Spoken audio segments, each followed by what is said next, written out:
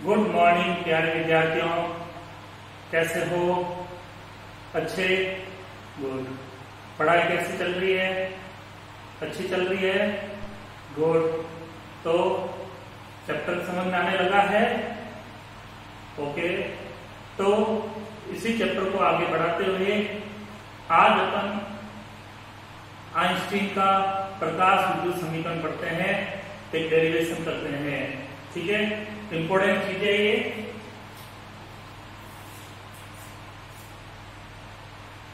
Einstein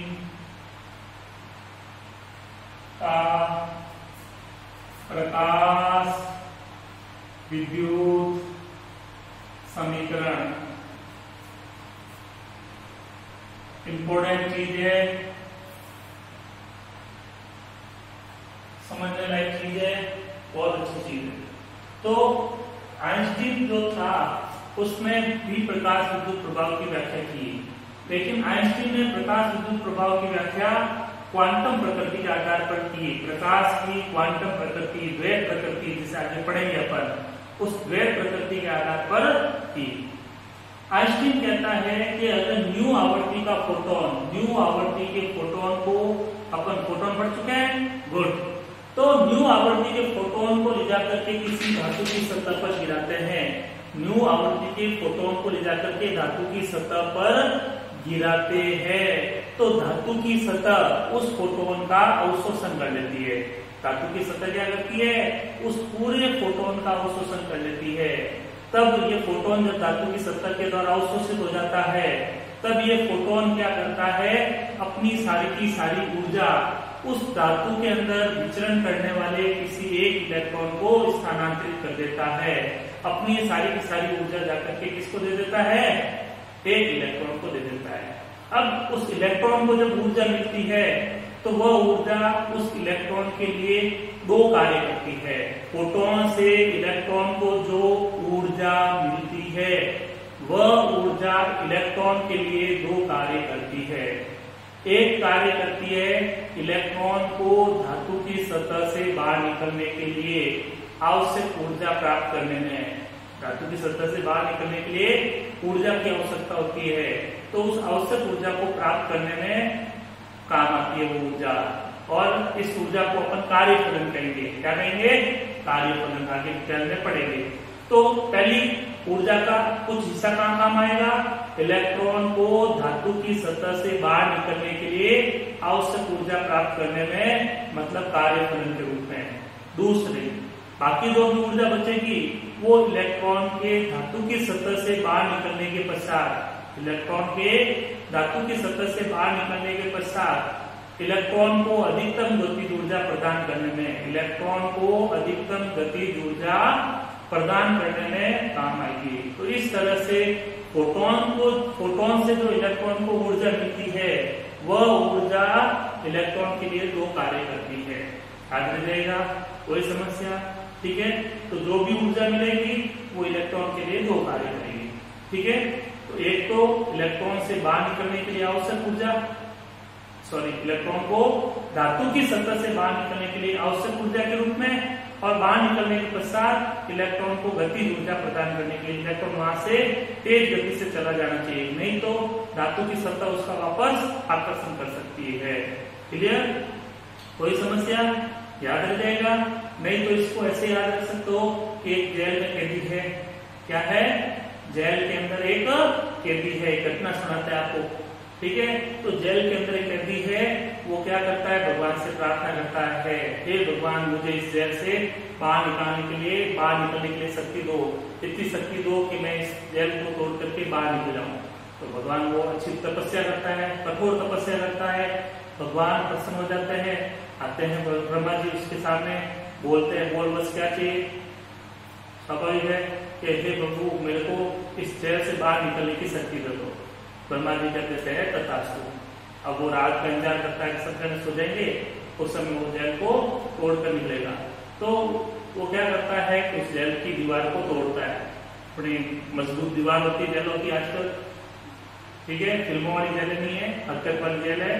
तो उस कैदी की जो सारी एनर्जी होती है वो उस दीवार को तोड़ने में खत्म हो जाती है।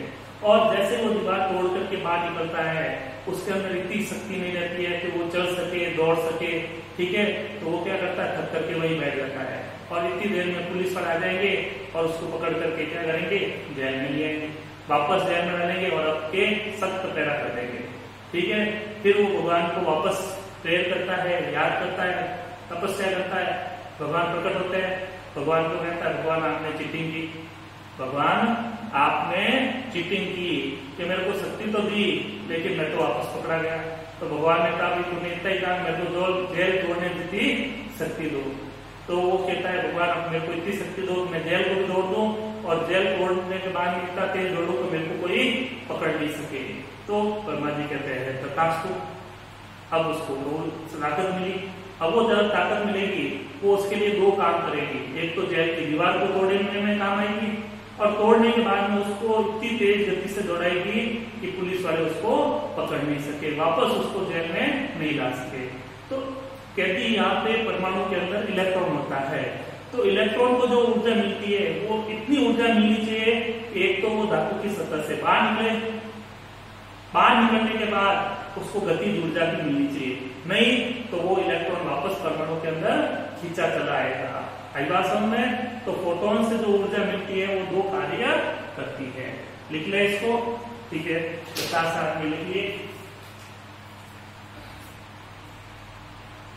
आइंस्टीन ने प्रकाश विद्युत प्रभाव की व्याख्या, प्रकाश विद्युत प्रभाव की व्याख्या प्रकाश की क्वांटम प्रकृति के आधार पर की, क्वांटम प्रकृति के आधार पर की। आइंस्टीन ने प्रकाश विद्युत प्रभाव की व्याख्या प्रकाश की क्वांटम प्रकृति के आधार पर की। आइंस्टीन के अनुसार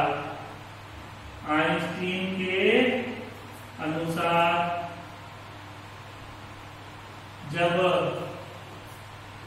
न्यू आवृत्ति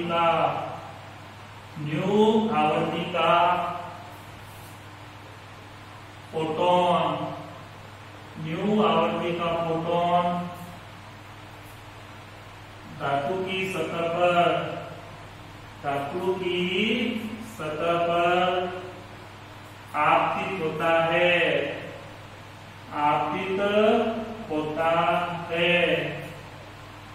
तब धातु की सतह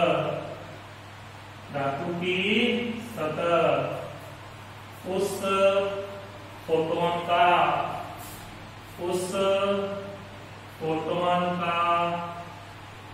पूर्ण अवशोषण कर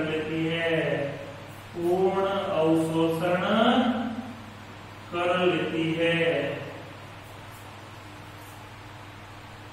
तब अवशोषित फोटोन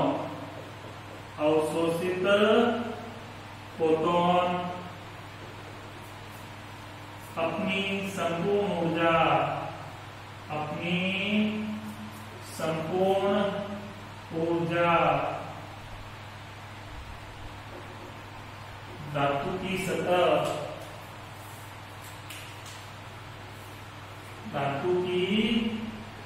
सतह के अंदर विचरण करने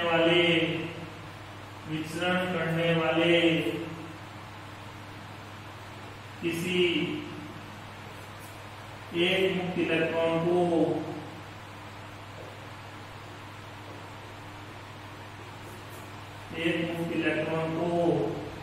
स्थानांतरित कर देता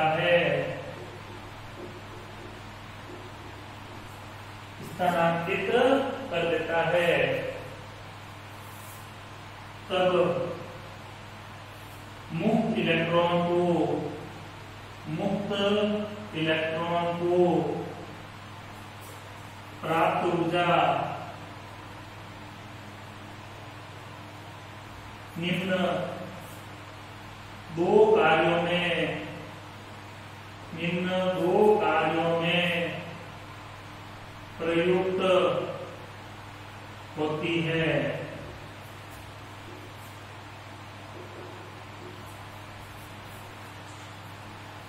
नंबर 1, इलेक्ट्रॉन को धातु की सतह से बाहर निकलने के लिए आवश्यक ऊर्जा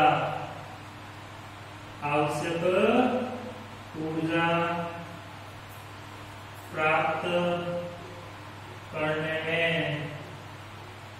अर्थात कार्यफलन के लिए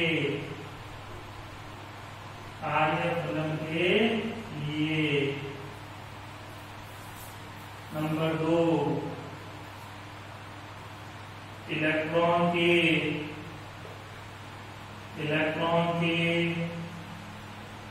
धातु की सतह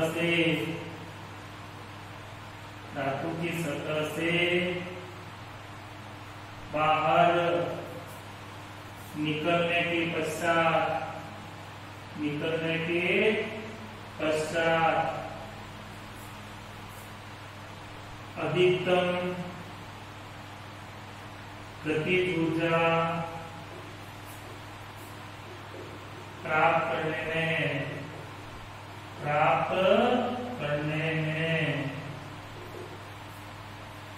याद रखी, थोड़ी समझ में आई।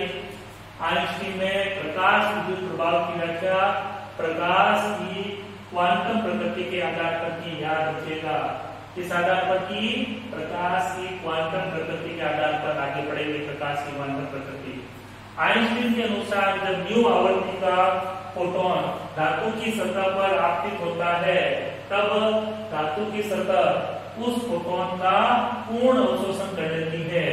तब अवशोषित फोटोन अपनी संपूर्ण ऊर्जा धातु की सतह के अंदर विचरण करने वाले किसी एक मुक्त इलेक्ट्रॉन को स्थानांतरित कर देता है। तब मुक्त इलेक्ट्रॉन को प्राप्त ऊर्जा निम्न दो कार्यों में प्रयुक्त होती है। एक, इलेक्ट्रॉन को धातु की सतह से बाहर निकलने के लिए आवश्यक ऊर्जा प्राप्त करने में, अर्थात कार्यफलन के लिए। दूसरा, इलेक्ट्रॉन की धातु की सतह से बाहर निकलने के पश्चात अधिकतम गतिज ऊर्जा प्राप्त करने में। पहला जैविक दीवार तोड़ने के लिए ऊर्जा प्राप्त करने में, और दूसरा दीवार तोड़ने के पश्चात तेज गति से दौड़ने के लिए। क्लियर?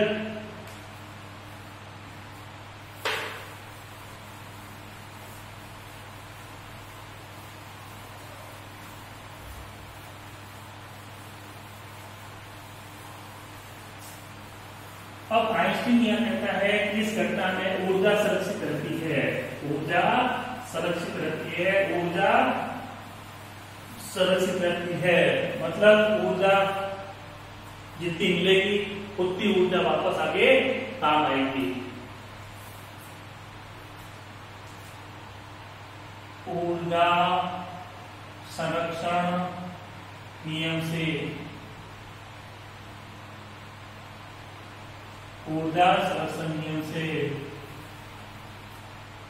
फोटोन से आपतित फोटोन से प्राप्त ऊर्जा से इलेक्ट्रॉन को प्राप्त ऊर्जा बराबर कार्यफलन लिख दो शॉर्ट में। कार्यफलन मतलब धातु की सतह से बाहर निकलने के लिए आवश्यक ऊर्जा प्लस अधिकतम गतिज ऊर्जा।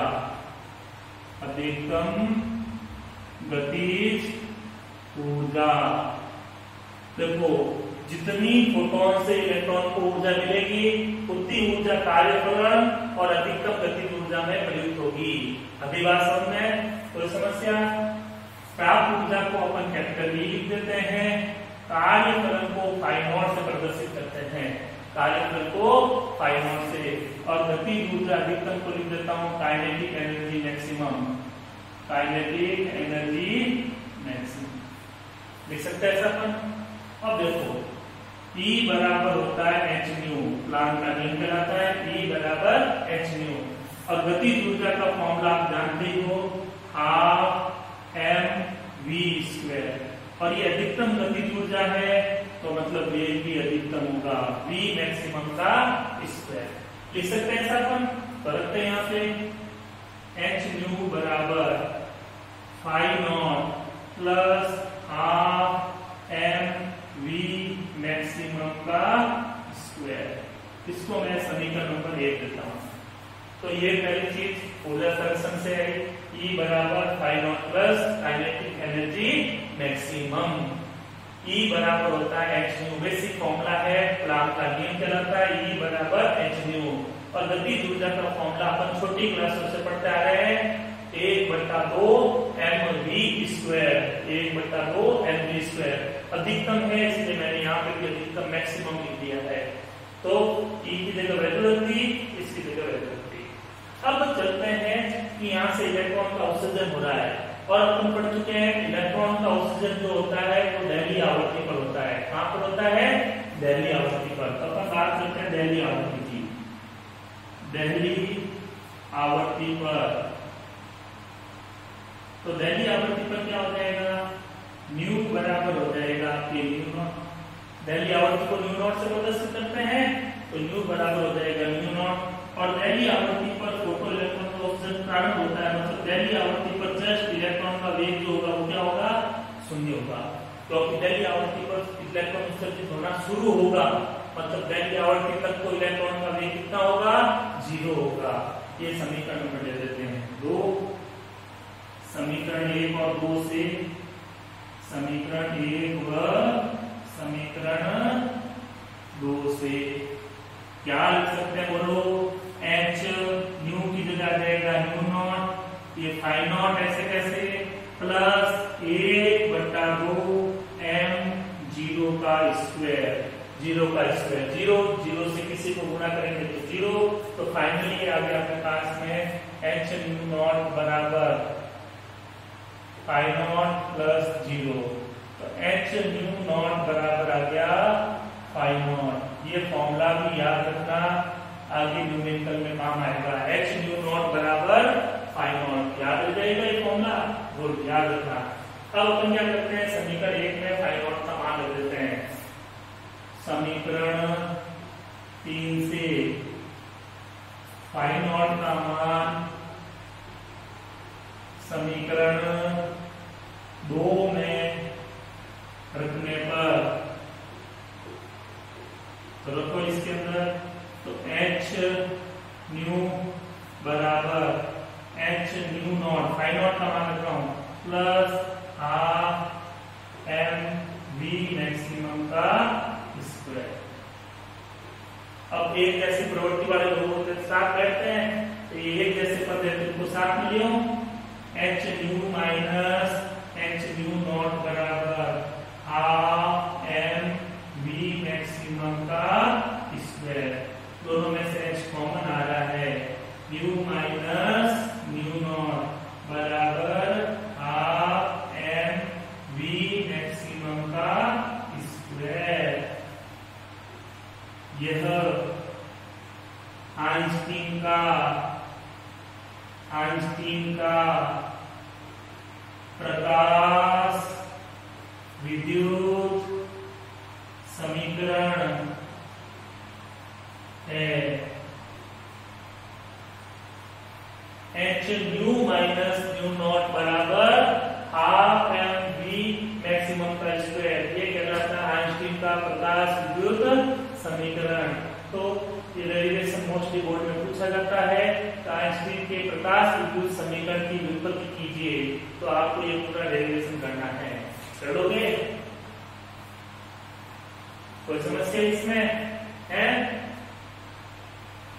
तो एग्जाम लाइन आइंस्टीन का प्रकाश विद्युत समीकरण व्युत्पन्न कीजिए, तो यहाँ तक कीजिए। अब मैं इसी से क्या है 2-3 फॉर्मूले दे रहा हूँ जो आगे न्यूमेरिकल में काम आएंगे, कॉम्पिटिशन में काम आएंगे, ठीक है। तो यहाँ से अधिकतम वेग का फॉर्मूला पूछ लेते हैं, अधिकतम वेग का फॉर्मूला पूछ लेते हैं। तो यहाँ कर देता हूँ मैं,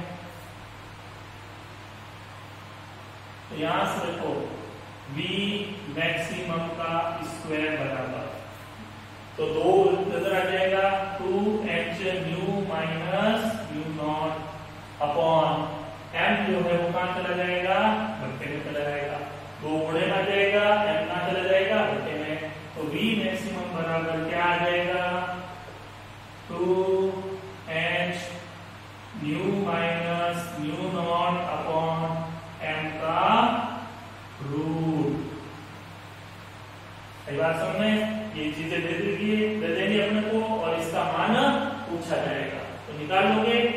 अब इस फॉर्मूले को मैं क्या करता हूँ, एक और चीज में चेंज करता हूँ। आइंस्टीन का प्रकाश विद्युत समीकरण ये आवर्ती के पदों में है, इसको तरंगदैर्ध्य के पदों में बदलते हैं। किसके पदों में, तरंगदैर्ध्य के पदों में। तो अपन एक बेसिक फॉर्मूला पढ़ा था, nu equal to C by lambda. Nu equal to nu बराबर सी बटा लैम्डा। न्यू आवर्ती होती है, सी प्रकाश का वेग होता है, लैम्डा तरंगदैर्ध्य होता है। अब मैं यहाँ पे क्या करता हूँ, न्यू की जगह न्यू नॉट ले लेता हूँ, तो लैम्डा की जगह क्या आ जाएगा, लैम्डा नॉट आ जाएगा। तो उस फॉर्मूले में रखता हूँ, देखो h न्यू की जगह लेगा c by lambda minus nu nought की जगह सी बाई लैम्डा नॉट बराबर हाफ m v मैक्सिमम का स्क्वायर। दोनों में से देखो सी कॉमन आ रहा है, कॉमन ले लेते हैं। SC 1 upon lambda minus 1 upon lambda nought बराबर हाफ m v मैक्सिमम का स्क्वायर। इसको भी याद रखिए, कई बार क्या होता है आवर्ती न देकर के तरंगदैर्ध्य दे देते हैं, उस समय ये फॉर्मूला अपना काफी हेल्प करेगा। इसको भी आगे मैं सिंप्लीफाई कर देता हूँ, सॉल्व कर देता हूँ।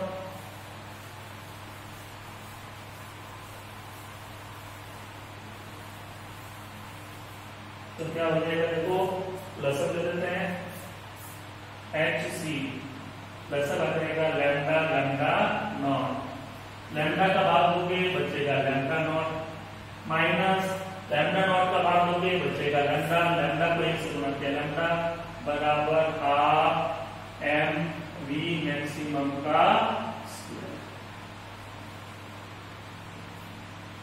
ठीक है, ये फॉर्मूले याद करने आपको, ये फॉर्मूला याद करो, चाहिए तो एक ही है।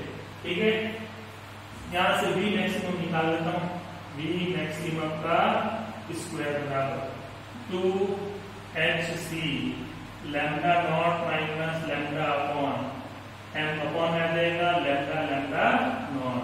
तो v मैक्सिमम बराबर क्या हो जाएगा, under root 2hc lambda nought minus lambda upon m lambda lambda not.